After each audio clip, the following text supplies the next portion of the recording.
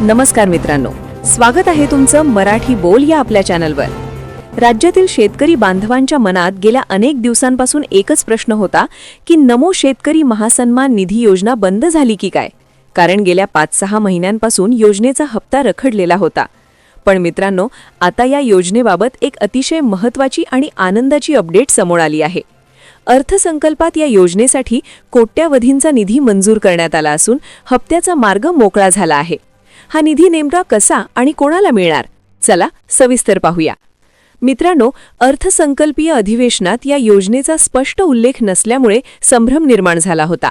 पण आता कृषी विभागाने दिलेल्या माहितीनुसार या योजनेसाठी स्वतंत्रपणे निधीची तरतूद करण्यात आली आहे। विशेष म्हणजे यावेळी हा निधी प्रत्येक विभागाच्या माध्यमातून स्वतंत्रपणे वितरित केला जाणार आहे। 1. सामाजिक न्याय आणि विशेष सहाय्य विभाग, राज्यातील अनुसूचित जाती SC प्रवर्गातील शेतकरी बांधवांसाठी 696 कोटी 90 लाख रुपयांचा निधी मंजूर करण्यात आला आहे। 2. आदिवासी विकास विभाग, अनुसूचित जमाती ST प्रवर्गातील शेतकऱ्यांसाठी 575 कोटी 70 लाख रुपयांची तरतूद करण्यात आली आहे।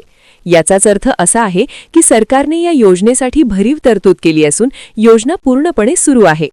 शेतकरी मित्रांनो, राज्याच्या कृषी मंत्र्यांनी आधीच स्पष्ट केले आहे की नमो शेतकरी योजनेचा 8वा हप्ता थकीत आहे आणि तो तातडीने वितरित करण्यासाठी सरकार प्रयत्नशील आहे। निधीची ही नवीन तरतूद पाहता लवकरच पुढील प्रक्रिया पूर्ण होऊन हप्त्याची रक्कम तुमच्या खात्यात जमा होण्यास सुरुवात होईल। तर शेतकरी मित्रांनो, नमो शेतकरी योजनेचा हप्ता जरी थोडा उशिरा मिळत असला तरी निधीची तरतूद झाल्यामुळे आता तो लवकरच मिळणार हे निश्चित आहे।